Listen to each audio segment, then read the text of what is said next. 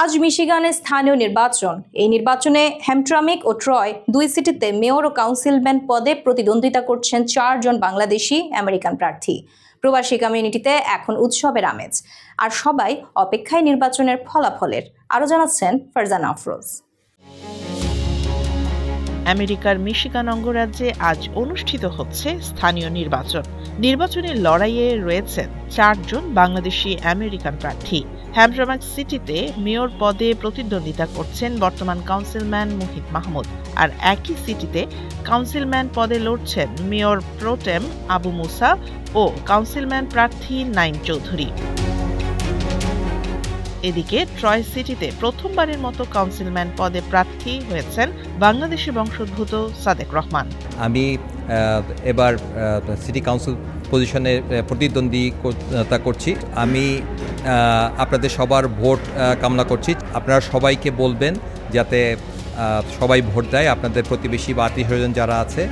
আমি চাই যে আপনাদের ভোটে আমি যাতে জয়যুক্ত হতে পারি, এবং that will B A history making thing for of the Troy community and Bangladeshi community. নির্বাচন ঘিরে উৎসব মুখর পরিবেশ বিরাজ করছে বাংলাদেশে অধ্যুষিত Hamtramck, Detroit, Warren, Sterling Heights ও ট্রয় সিটিতে। টানা কয়েক মাস ধরে প্রার্থীরা ভোটারদের দ্বারে দ্বারে গিয়েছেন, আয়োজন করেছেন মতবিনিময় সভা ও প্রচারণা কর্মসূচি। প্রার্থীরা সবাই জানিয়েছেন তাদের লক্ষ্য শুধু নির্বাচনে জয় নয়, বরং মূলধারা রাজনীতিতে বাংলাদেশি কমিউনিটির অবস্থান আরও শক্ত করা। একই সঙ্গে স্থানীয় উন্নয়ন ও প্রবাসীদের অধিকার আদায়ে কাজ করার প্রতিশ্রুতি দিয়েছেন তারা।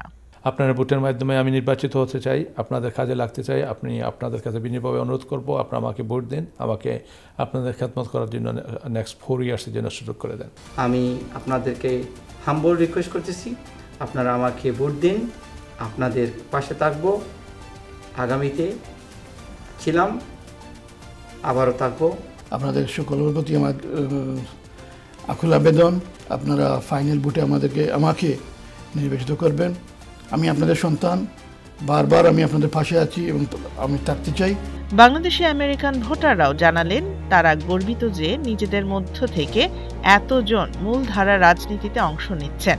সাদেক ভাই যে কাউন্সিলের জন্য সিটি কাউন্সিলের জন্য দাঁড়াইছে, তো আমরা আসলে খুবই প্রত্যাশা করতেছি যে সে জিতবে। আজকে ভোটের দিন আমরা অলরেডি দেখতেছি যে সাউথ এশিয়ান কমিউনিটি থেকে এবং বাঙালি কমিউনিটি থেকে মানে people are really very excited. রাজনীতিতে বাংলাদেশিদের সক্রিয়তা এখন মিশিগানে আলোচনার কেন্দ্রবিন্দুতে।